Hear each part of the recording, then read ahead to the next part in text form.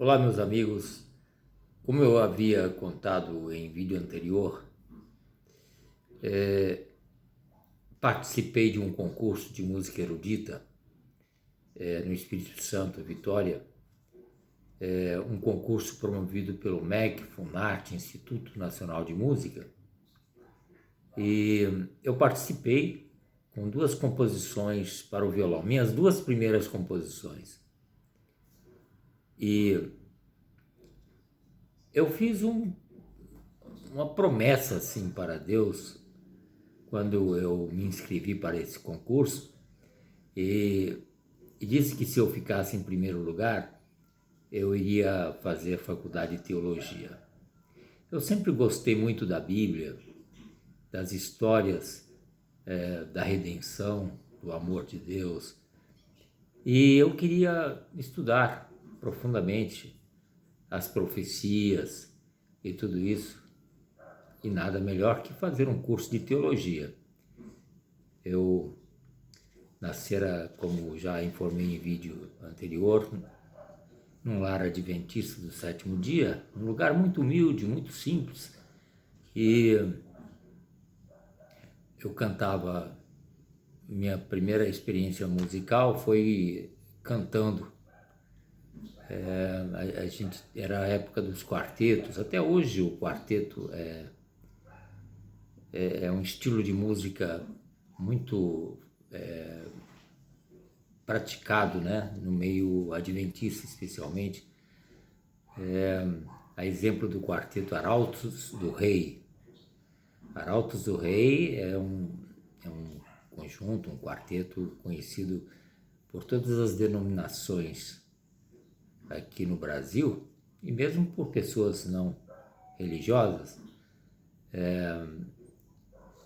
da voz da profecia, não é? E eu gostava tanto de ouvir o quarteto Arautos do Rei, que na região onde eu morava, quando criança, era assim, várias fazendinhas, não é? E finalmente um tio meu comprou um rádio, era um rádio a pilha, mas não era uma pilha pequena, era aquela pilha de 20 quilos assim, um negócio que pesado, né? É aquele rádio que amarrava um arame no teto da casa assim, aquele arame era a antena.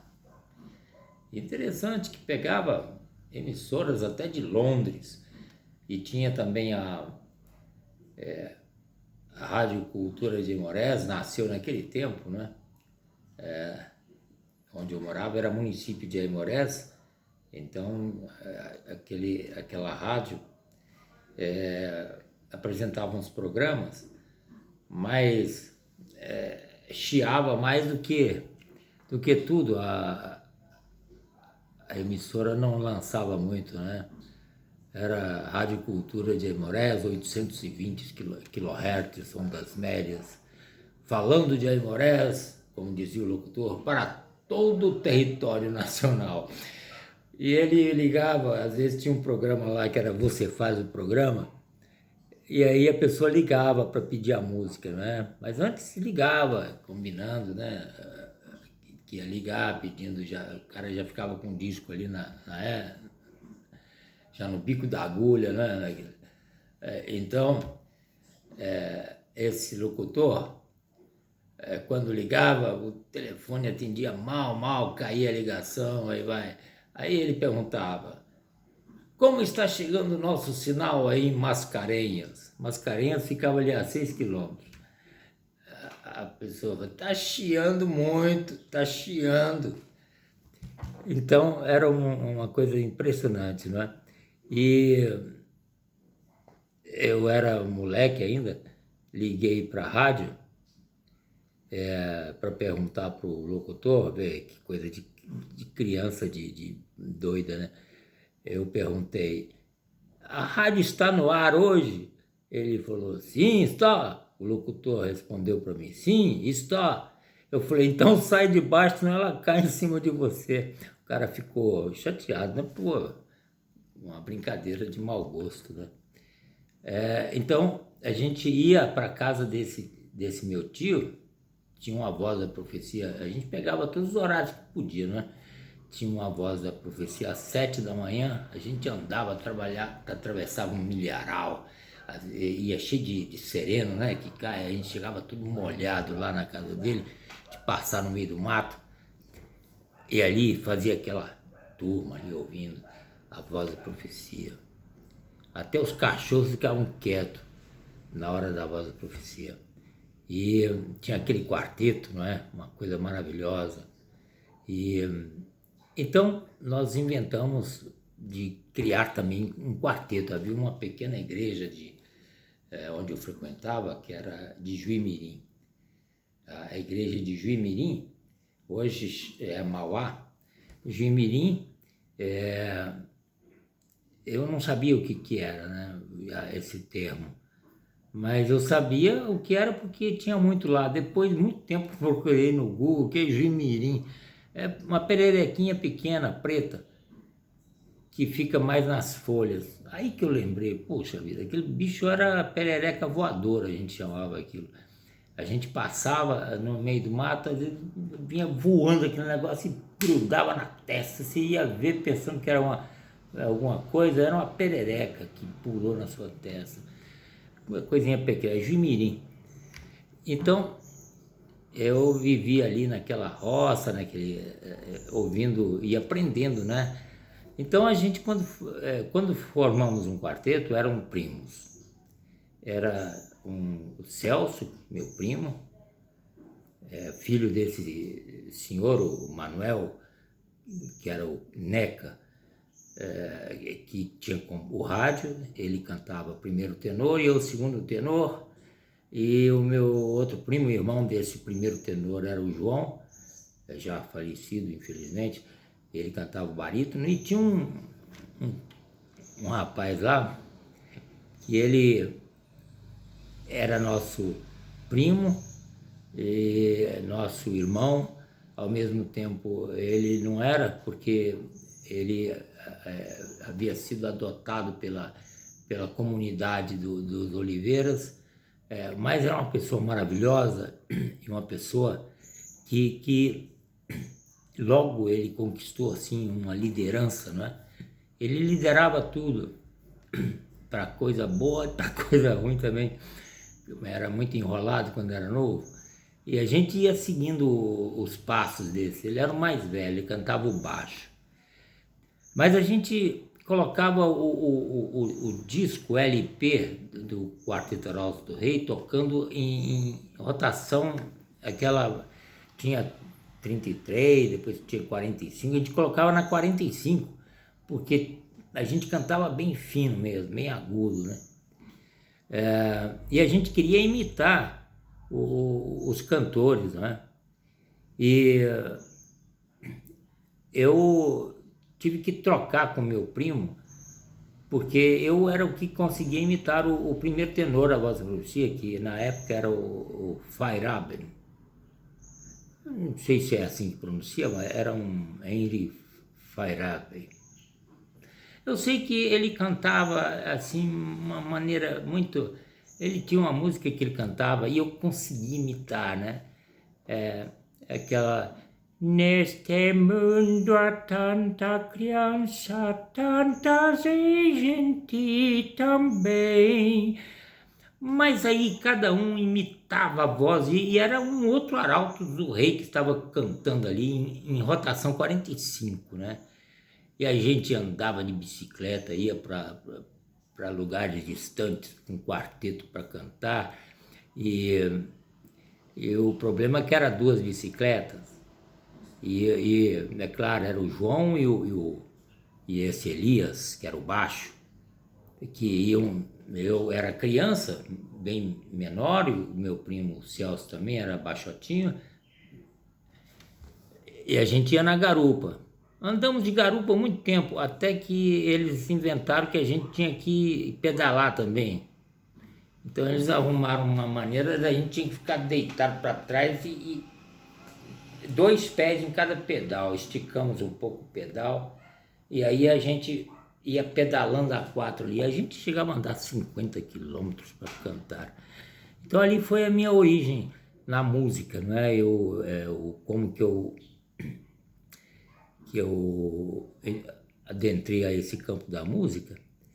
E nós chegamos até a ter esse quarteto tinha um nome interessante, Vesperal, Quarteto Vesperal. Não sei como que surgiu esse nome, mas Vesperal. Aí dava a impressão que eu punha de véspera, né? Vesperal. Mas eu não sei, eu tenho até véspera, não é? Vesperal, alguma coisa assim. E nós conseguimos um programa na rádio, essa Rádio Amorés, eles deram, o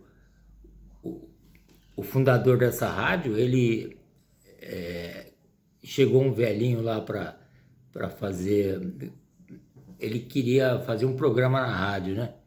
E esse velhinho era Godomar.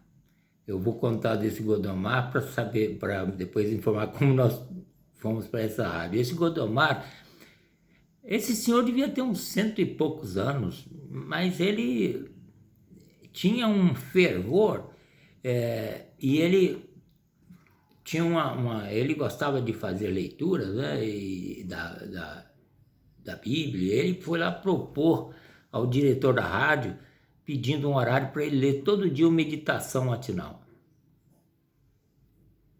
E o nome do programa dele era O Conselheiro. E ele é vegetariano, 100%, e aí o gerente da rádio, o fundador da rádio, José Diniz de Carvalho, ele deu para ele a chance de fazer lá o programa. Esse velhinho, ele sempre de terno, mas o pescoço dele era tão fininho, coitado, igual o meu, assim. E aquele camisa larga, ficava aquele paletó e aquela gravatinha lá embaixo. Mas ele sempre de gravata, bem arrumado. E ele chegava, quando ele abria o microfone, a primeira coisa que ele fazia era limpar a garganta. Ele limpava assim, ó. Aí ele começava, né? Você está ouvindo o Conselheiro! E ele estendia a última vogal. E aí ele fazia a leitura, e às vezes tropeçava na leitura, mas ia firme, firme ali naquela leitura. Aí abria a oportunidade das pessoas perguntarem, aí ligava, aquela ligação chiada, né? Não tinha nem orelhão na época, era aquele telefone preto que ficava aí na casa, assim, aquele pesadão, né? As pessoas ligavam, ô Godomar, irmão Godomar, né? O senhor é vegetariano mesmo? O senhor não come nada de carne? Aí ele falava, eu sou vegetariano 100%. Aí ele continuava, você mata um boi? Cadáver. E você mata uma galinha? E é cadáver. E esse é cadáver? Aí ele consumava, né? Meu estômago não é sepulcro. Mas esse cara conquistou uma audiência muito grande. E com isso, o diretor, o fundador da rádio, gostou daquela experiência, né? E era um grande missionário, esse Godomar, e eu sei que ele tinha uma loja que ele vendia, assim, desde querosene, arroz, fubá, qualquer coisa ele vendia lá naquela lojinha dele, né? E quando mas muito chovina também, quando ele arrumava um dinheirinho, ele emprestava esse dinheiro. Ele emprestou para esse meu tio, o Neca, o cara do rádio, né? Ele emprestou. E naqueles dias eu fiquei tão encantado com a maneira dele falar e fui mostrar para os meus primos, filhos do tio Neca, que eu imitava o Godomar. E cheguei lá e comecei a cantar os hinos que ele cantava. Cada criancinha tem o seu dever de Jesus amado, sempre obedecer é um privilégio que nos concedeu. Tô no teu cantinho e eu no meu. Eu fui lá para casa do meu tio e comecei a cantar, e comecei a falar, e comecei a tudo prosa lá, e meus primos olhando, e tinha um papagaio lá que ficou também de olho em mim, assim, observando. E eu não sabia que esse papagaio ia me imitar, né? Que eu estava imitando o Godomar e esse papagaio passou a cantar também, assim. Mas aí meu tio veio pro almoço, tinha trabalhado na roça até as 10h30, não tinha tomado de jejum, estava com uma fome danada e tinha que almoçar para voltar. E esse velhinho, ele passava nos lugares para cobrar o imposto, o juro do dinheiro que ele emprestava. Pois esse meu tio chegou lá de baixo, olhou lá para cima, ouviu aquilo, falou, pô, danado já veio danado, e tá faltando ainda 2 dias, eu não tenho esse dinheiro do juro desse cara. Era juro caro, pô, 10% ao mês. O cara sovina, arrancava o couro das pessoas.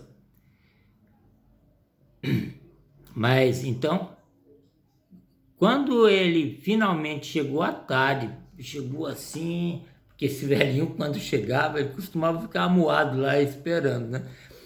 Aí almoçava, jantava, e aí as pessoas ficavam, ele chegou, meu tio, foi chegando assim meio de arredio, foi chegando, aí depois ele viu o filho dele, chamou, e perguntou, o velho Godomar já foi embora? O meu primo riu pra caramba, falou, era o Geninho, me chamavam de Geninho, né? É o Geninho que tava aqui.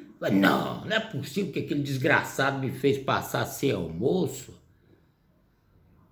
E esse Godomar, ele quando chegava assim, fim de semana, aí era cruel, por quê?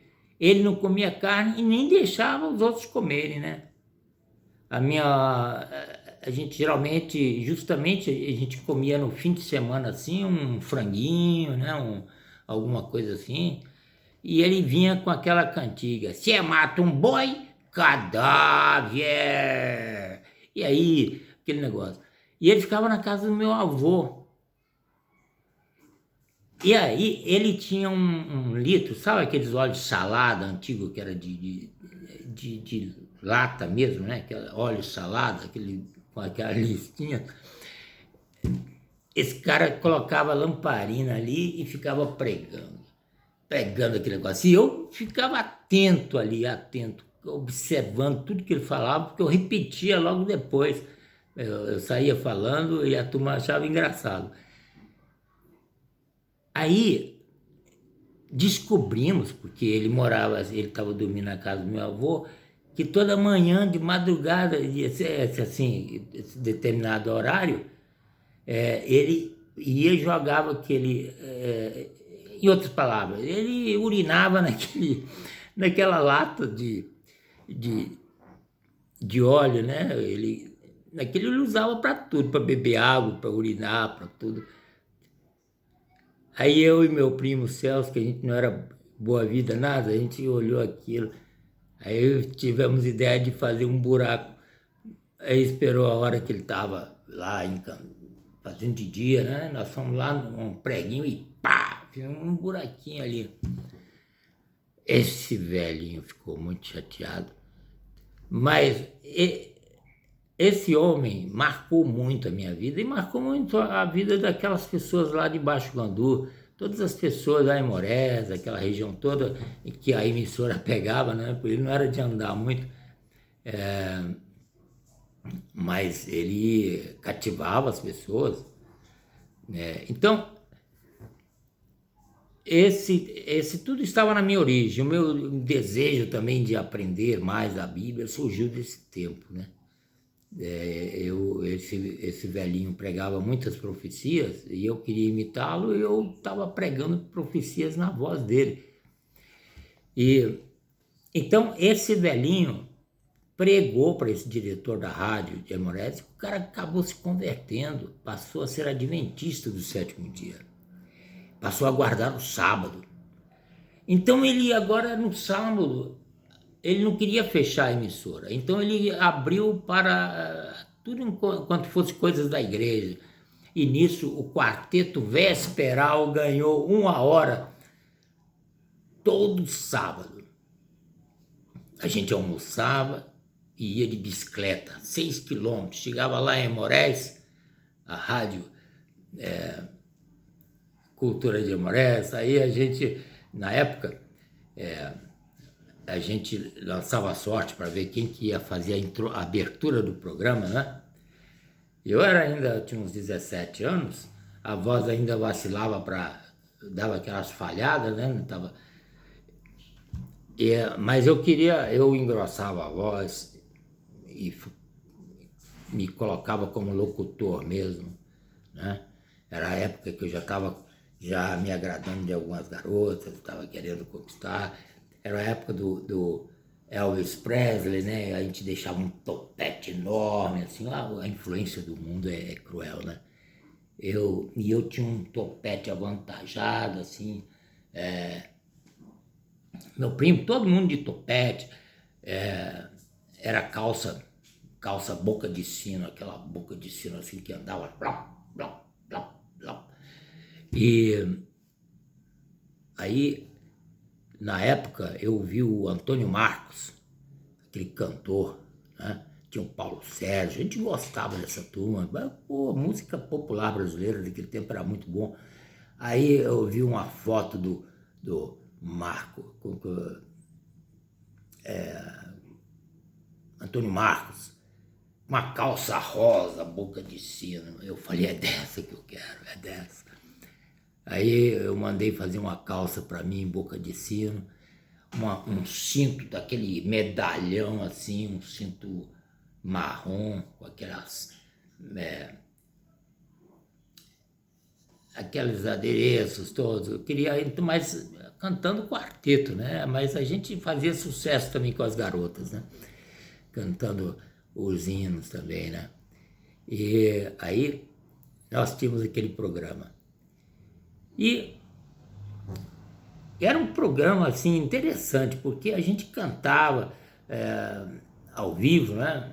E com aquilo a gente conquistou muitos chamados para cantar nas igrejas. E a gente ia de bicicleta, né? Aí um dia nós chegamos na hora de um programa, num sábado à tarde, estava com fome, né?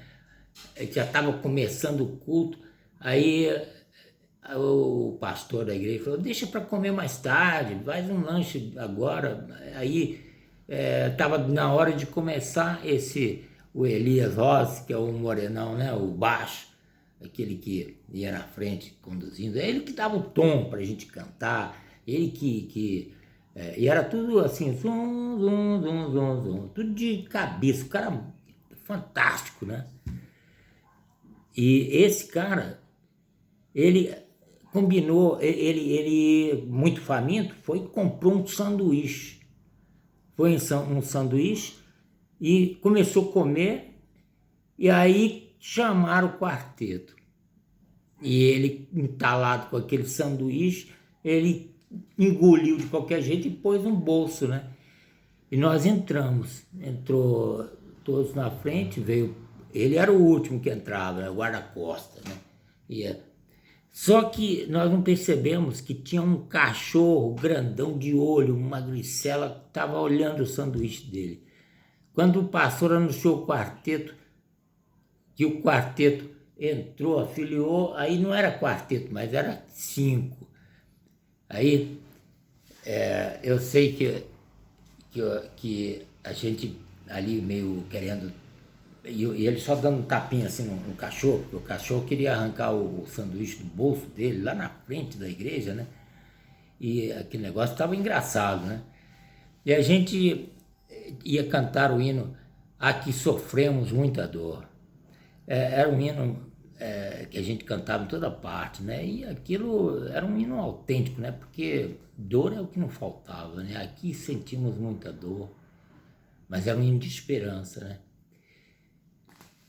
E o segundo hino era o Mais Perto Quero Estar, que é bem conhecido, né?